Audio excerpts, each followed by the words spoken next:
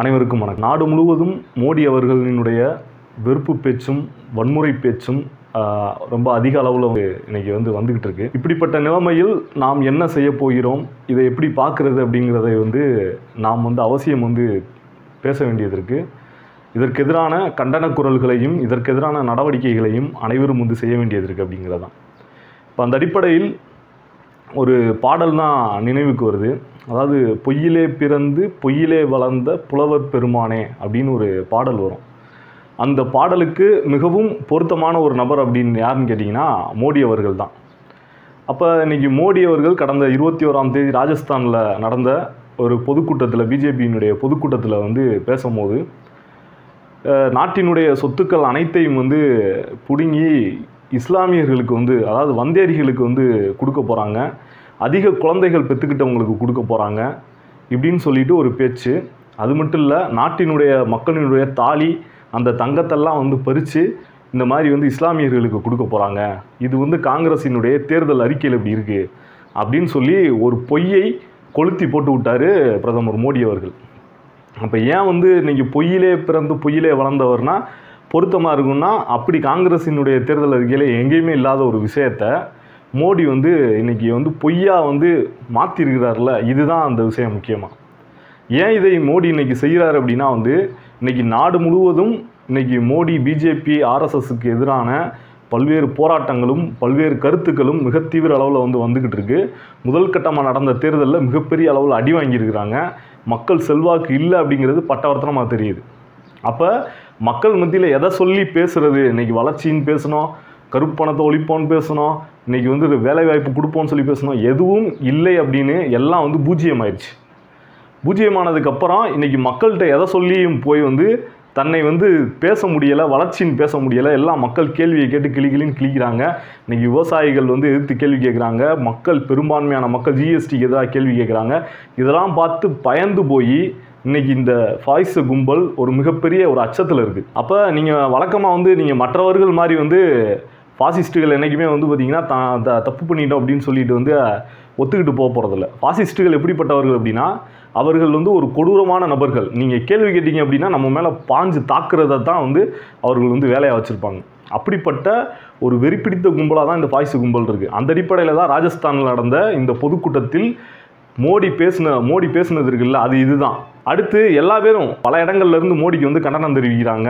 எப்படி இந்த நாட்டில் நீ இஸ்லாமியர்களை இப்படி குறிப்பிட்டு பேச முடியும், மத ரீதியான வன்முறை பேச்சு அப்படி பேசுகிறீங்க, தேர்தல் ஆணையம் மோடி மீது நடவடிக்கை எடுக்கணும், 6 ஆண்டு தேர்தலில் போட்டியிடாத மாதிரி தேர்தல் விதிமுறைகள் படி நடவடிக்கை எடுக்கணும்னு சொல்லி பலரும் கண்டனம் தெரிவிக்கிறாங்க, மனுக்கள் அனுப்புகிறாங்க. கிட்டத்தட்ட 17,000 பேர்கிட்ட கையெழுத்து வாங்கி தேர்தல் ஆணையத்தில் மனு கொடுத்துருக்காங்க. இப்படிப்பட்ட நிகழ்வு நடக்குது. நடந்தவுடனே இன்றைக்கி மோடி என்ன செஞ்சுருக்கிறாரு அப்படின்னா, மக்கள் இதுக்கும் நம்ம மக்கள் திரும்பிட்டாங்க அப்படின்ட்டு நீ அடுத்த இடத்துக்கு போயிருக்கிறாரு. வெளிநாட்டு வாழ் காங்கிரஸ் கட்சியினுடைய ஒரு நிர்வாகி பொறுப்பாளர் ஒரு இடத்துல ஒரு வீடியோ பேசியிருக்கிறாரு.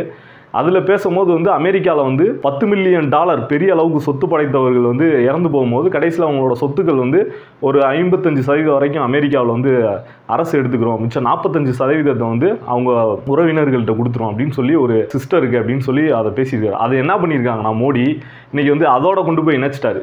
இப்போ என்ன அப்படின்னா, மக்களோட சொத்தெல்லாம் பிடிங்கி இன்றைக்கி முஸ்லீம்கள்ட்ட கொடுக்க போகிறோம்னு பேசினவர் இப்போ என்ன ட்ரெண்டுக்கு மாறி இருக்காரு. நான் இங்கே பாருங்கள் காங்கிரஸ் எப்படி பேசுனேன், பணக்காரர்களினுடைய சொத்து இந்த மாதிரி நடுத்தர மக்களினுடைய சொத்துக்கள் எல்லாம் பிடுங்கிடுவாங்க, அப்போ இதுதான் காங்கிரஸோட திட்டம் அப்படின்னு சொல்லிட்டு அடுத்த கட்ட நகர்வுக்கு போகிறாங்க. அதாவது இந்த வளர்றது இருக்குல்ல, ஒரு விஷயத்தில் நிலையாக நிற்கிறது இல்லாமல் வளர்றது, பிரச்சனையான உடனே அடுத்த விஷயத்துக்கு தாவி போகிறது, அடுத்த விஷயத்தை பேசி திசை திருப்புறது, இப்படிப்பட்டதில் ஃபாசிஸ்ட்டுகள் ரொம்ப பெரிய வல்லவர்கள். நேற்று நடந்திருக்கு என்ன அப்படின்னா கர்நாடகாவில் இஸ்லாமிய மக்களுக்கு இடஒதுக்கீடு இருக்குது அப்படிங்கிறது சம்மந்தமாக ஒரு வழக்கு கர்நாடக நீதிமன்றத்தில் நடந்திருக்கு. அந்த வழக்கை குறிப்பிட்டு மோடி பேசியிருக்காரு. காங்கிரஸ் பார்த்திங்கன்னா முஸ்லீம்களுக்கு இடஒதுக்கீடு கொடுத்துருக்கு, இது மாதிரி நாட்டில் உள்ள செல்வங்கள் எல்லாத்தையும் பார்த்திங்கன்னா இன்றைக்கி காங்கிரஸ் முஸ்லீம்களுக்கு கொடுத்துரும் அப்படின்னு சொல்லிட்டு அடுத்து இந்த விஷயத்தில் பேசுகிறார். எவ்வளோ பெரிய ஃபக்காவான ஃப்ராடுன்னு பாருங்கள். இன்றைக்கி இடஒதுக்கீடு அப்படிங்கிறது தமிழ்நாட்டில் இருக்குது, இஸ்லாமிய மக்கள் பிற்படுத்தப்பட்ட பிரிவில் வந்து வர்றாங்க. இதே மாதிரி வந்து பல்வேறு மாநிலங்கள்லையும் இடஒதுக்கீடு இருக்கு. இப்போ இதில் வந்து என்ன ஆகிப்போச்சு, இவ்வளோ நாளாக நடைமுறையில் தான் இருக்குது. இதில் என்ன மக்களோட சொத்துக்கள் எல்லாம் பிடுங்கி கொண்டு போய் இன்னைக்கு இஸ்லாமிய மக்கள்கிட்ட கொடுத்துட்டாங்களா?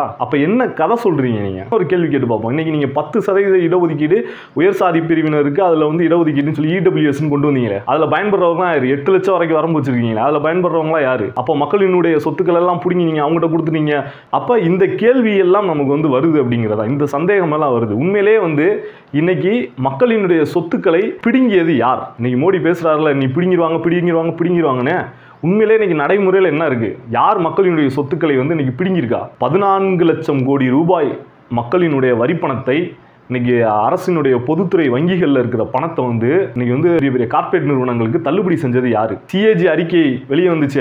7.5 லட்சம் கோடி ரூபாய் பணத்தை ரோடு போடுறதுல, இந்த மாதிரி வந்து கட்டமைப்பு ஏற்படுத்தல மிகப்பெரிய ஊழல். அப்ப அந்த பணம் எல்லாம் யாரோட பணம்? மக்களோட பணம். இதே மாதிரி இன்னைக்கு 5G அலைக்கற்றை ஏல விட்டதுல 5 லட்சம் கோடி ரூபாய் மக்களினுடைய உரிமை சொத்து இதெல்லாம் நீங்க யார்கிட்ட கொடுத்துருக்கீங்க? இன்னைக்கு டாடா இந்தியாவினுடைய ஏர்லைன்ஸ் வந்து டாடாட்ட கொடுத்துட்டீங்க. இந்தியாவிற்கு சொந்தமா ஒரு ஃபிளைட் கூட இல்லை. அப்ப இந்த மாதிரி வந்து இந்த மக்களினுடைய சொத்து எல்லாத்தையும் இன்னைக்கு யார் பறிச்சு யார்கிட்ட நீங்க கொடுத்துக்கிட்டு இருக்கீங்க அப்படிங்கிறத நம்மளுக்கு கேள்வியா வருது. அப்ப இவ்வளவு மோசடித்தனத்தையும் இன்னைக்கு செஞ்சுக்கிட்டு மக்களினுடைய வாழ்வாதாரத்தை எல்லாத்தையும் புடுங்கி இன்னைக்கு கார்ப்பரேட் முதலாளிகள் கையில வந்து ஒப்படைச்சுக்கிட்டு அப்படியே அதை வந்து உல்டாவா பேசுறது இருக்குல்ல, இதுல பாசிஸ்டுகள் கை தேர்ந்தவர்கள் அப்படிங்கிறத நம்ம புரிஞ்சுக்கிற வேண்டியது இருக்கு. நம்ம மக்கள் இந்த விஷயத்தை வந்து கண்டிப்பா வந்து இந்த பாசிஸ்டுகள் உண்மையிலேயே நடைமுறையில என்ன செஞ்சிருக்கிறாங்க அப்படிங்கிற விஷயத்துல இருந்து இதை நம்ம பார்க்கணும். கடந்த காலங்களில் இவர்கள் மக்களினுடைய தொழில்களை அளித்திருக்கிறாங்க.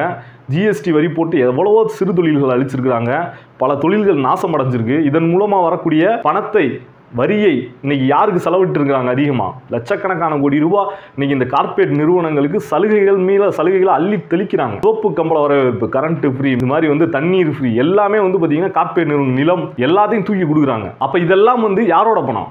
மக்களினுடைய வரிப்பணம் அப்படிங்கிறதா வந்து உண்மை. இன்னைக்கு இதே இந்த கார்ப்பரேட்டுக்கு 30% இருந்த வரி இன்னைக்கு 22% வந்து குறைச்சிருக்கீங்க. அப்ப இவ்வளவு பணத்தையும் நீங்க கார்ப்பரேட்டுக்கு வந்து சேவகம் செய்யறது போக அவங்களோட வருமான வரியையும் நீங்க வந்து வசூலிக்க மாட்டீங்க. எவ்வளவு பெரிய அயோக்கியத்தனம். அப்ப இந்த அயோக்கியத்தனத்துக்கு பேர் போனவர்கள் தான் இன்னைக்கு பாசிஸ்டுகளா இருக்கிறாங்க. இவர்களுக்கு உண்மையிலே இந்த பிரச்சனையில் பேசுவதற்கு எந்த தகுதியும் இல்லாத நபர்கள். இன்னைக்கு நிர்மலா சீதாராமன்ல இருந்து இன்னைக்கு வந்து அமித்ஷால இருந்து எல்லா பேரும் மாறி மாறி வந்து பாத்தீங்கன்னா இந்த பிரச்சனையில வந்து சொத்துக்களெல்லாம் மக்கள் சொத்துக்களை அபகரிச்சிருவாங்கன்னு சொல்லி பேசுற ஆளு இந்த நிர்மலா சீதாராமன். வெங்காயத்துக்கு என்ன பதில் சொல்லாங்கன்னு தெரியும். நான் அதெல்லாம் சாப்பிட மாட்டேன், வெங்காய விலை உயர்வை பற்றி எனக்கு ஒன்றும் பிரச்சனை இல்லை அப்படிங்கிற சொன்ன ஆள் தானே இந்த நிர்மலா சீதாராமன். இதே இது வந்து இன்னைக்கு மழை வெள்ளத்தில் நிதி கேட்கும் போது என்ன செஞ்சாங்க? மக்களுக்கு மழை வெள்ளத்தில் பாதிக்கப்பட்டு அவ்வளோ மக்களும் நிர்கதியாக ரோட்டில் நிற்கும் போது எங்கே நிதி ஒதுக்குனார்கள் இவங்க? சாதாரணமாக இருந்த ஒரு ஏர்போர்ட்டை வந்து பார்த்தீங்கன்னா, சாதாரணமாக அது வந்து இராணுவ விமான தளமாக இருந்த ஒரு சின்ன ஏர்போர்ட்டை ஒரு சர்வதேச விமான நிலையம் அங்கீகரித்து அதில் வந்து உலக அளவில் உள்ள எல்லா ஃப்ளைட் இறங்குற மாதிரி உடனுக்குடன் வசதி ஏற்பாடு பண்ணி கொடுக்குறீங்க. உண்மையில் மோடி அவர்களினுடைய இந்த நடவடிக்கையும் மத ரீதியாக வந்து மக்களை பிளவுபடுத்துறது, இந்த வெறுப்பு பேச்சுகளும் இன்னைக்கு தேர்தல் ஆணையம் என்ன செஞ்சுக்கிட்டு இருக்கு அப்படிங்கிறத நம்மளுக்கு கேள்வி. அப்போ தேர்தல் ஆணையத்திட்ட இன்னைக்கு வந்து பத்திரிகையாளர்கள் கேட்குறாங்க, தேர்தல் ஆணையம் ஊமக்கொட்டானா பதில் சொல்லாமல் இன்னைக்கு வந்து அதை பற்றி எந்த நடவடிக்கை எடுக்காமல் இப்படி போகிறதெல்லாம் இருக்குல்ல, இந்த நாட்டினுடைய தேர்தல் ஆணையம் இதெல்லாம் வந்து பாசிசமயமாக மாறி இருக்கு. பாசிஸ்டுகளுக்கு இன்னைக்கு வந்து பக்கவாத்தியம் வாசிக்கக்கூடிய பாசிஸ்டுகளுடைய கைப்பாவை அன்னைக்கு இந்த தேர்தல் ஆணையம் மாறி இருக்கு அப்படிங்கிறது தான் எதிர்க்கட்சிகள் பேசுகிறாங்க. நாங்கள் வந்து இதெல்லாம் வந்து இப்படி சொல்லலைன்னு சொல்லி விளக்கம் கொடுத்துக்கிட்டு இருக்காங்க. விளக்கம் அதாவது இன்னைக்கு வந்து உண்மையிலேயே இந்த நாட்டினுடைய மக்களினுடைய சொத்துக்களை கொள்ளையடிச்சு இன்னைக்கு கார்ப்பரேட் ஒப்படைச்சிக்கிட்டு இருக்கிறது யாரு? இந்த கேள்வியை நாம் மக்கள் மத்தியில் எழுப்ப வேண்டியது இருக்கு. இவ்வளோ லட்சக்கணக்கான கோடி ரூபாய் மக்களினுடைய வாழ்வாதாரத்தை பறித்து இன்னைக்கு அவர்கள் கையில் ஒப்படைக்கக்கூடியது யாரு? கேஸ் சிலிண்டர் விலையெல்லாம் இவ்வளோ தூரம் ஏற்றுனாங்களே, இதில் வரக்கூடிய வருமானத்தை எல்லாம் எங்கே கொண்டு போய் கொடுத்தார்கள்? பெட்ரோல் டீசல் விலையெல்லாம் இவ்வளோ தூரம் விலை ஏறிச்சு, இந்த வருவாயை எல்லாம் அளவுக்கு மீறி வசூல் பண்ணாங்களா, வரியை வசூல் பண்ணாங்களே, இதெல்லாம் எங்கே கொண்டு போய் கொடுத்துருக்காங்க? மக்களுக்காக செஞ்சாங்க. மக்களினுடைய வாழ்வாதாரம் நடுத்தரில் நிற்கிது. அப்போ இந்த கேள்வியை நாம் இந்த பாசிஸ்டுகளுக்கு எதிராக எழுப்ப வேண்டியது இருக்கு. அது மட்டும் இல்லை, இந்த தேர்தல் ஆணையம் இனிமேலும் எந்த நடவடிக்கை எடுக்க போறதில்லை அப்படிங்கிறது கண் முன்னாடி தெரியுது. பக்காவா இது மேட்ச் ஃபிக்சிங் தான். மேட்ச் ஃபிக்சிங் நடக்கணும், நம்ம போராடி தான் ஆகணும். இன்னைக்கு வந்து களத்தில் நின்று போராடாம கூட இந்த தேர்தல் நம்ம நேர்மையை நடத்திட முடியுமா? களத்தில் நின்று போராடினா தான் இந்த பாசிஸ்டுகளுக்கு வந்து உண்மையிலே பயம் வரும். இன்னைக்கு வந்து விவசாயிகள் நின்னாங்க, நாட்டில் இருக்கக்கூடிய பல்வேறு பிரிவு உழைக்கும் மக்களும் வந்து தங்களோட கோரிக்கைகளுக்காக அப்படி நிற்கிறாங்க. அப்போ அந்த கோரிக்கைகளுக்காக நம்மளும் வந்து நிற்கிறது அப்படிங்கிறதா ஒழுங்கா தேர்தல் நடத்து, ஒழுங்கா சரியா நடத்து, தேர்தல் ஆணையத்தின் அதிகாரிகள் மீது நடவடிக்கை எடு, சரியான தேர்தல் முறையை கொண்டு வா அப்படின்னு சொல்லிட்டு வந்து நம்ம வந்து நிற்கிறதன் மூலமாக தான் இந்த பாசிஸ்டுகளுக்கு வந்து சிம்ம சொப்பனமாக வந்து நிற்க முடியும். தேர்தல் கூட நேர்மையாக நடக்கும் அப்படிங்கிறது தான். அப்போ தேர்தலை கூட நேர்மையாக நடக்கிறதுக்கு மக்கள் மத்தியில் ஒரு போராட்டத்தை வந்து கட்டியமைக்க வேண்டியது இருக்குது. அதை நோக்கி வந்து எதிர்க்கட்சிகள் வந்து நகர வேண்டியது இருக்குது, எல்லா பேரும் நகர வேண்டியது இருக்குது அப்படிங்கிறது தான். அப்போ உண்மையிலேயே வந்து இன்றைக்கி ஃபாசிஸ்டுகளை நாம் தோற்கடிக்க வேண்டுமானால் நாம் களத்தில் நின்று உறுதியாக போராட வேண்டியது இருக்குது. அதுதான் இன்றைக்கி ஃபாசிஸ்டுகளை முழுக்க முழுக்க துரத்தி அடிக்க போகுது அப்படிங்கிறது தான் உண்மை.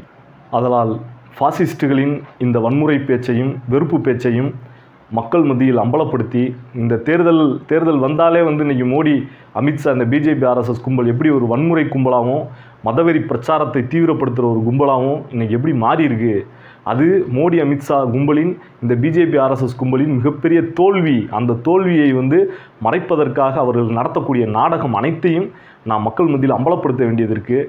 அதற்காக வீதியில் இறங்கி போராடுவது தான் மிக முக்கியமான தீர்வாக இருக்கும். இன்றைக்கி தேர்தல் ஆணையம் மேட்ச் ஃபிக்ஸிங்கில் இருக்குது. இந்த மேட்ச் ஃபிக்ஸிங்கை வந்து நிறுத்துறது கூட வந்து இன்றைக்கி மக்கள் மத்தியில் வந்து போராட வேண்டிய சூழ்நிலை இன்றைக்கி எதிர்க்கட்சிகளுக்கு இருக்குது அப்படிங்கிறது தான்.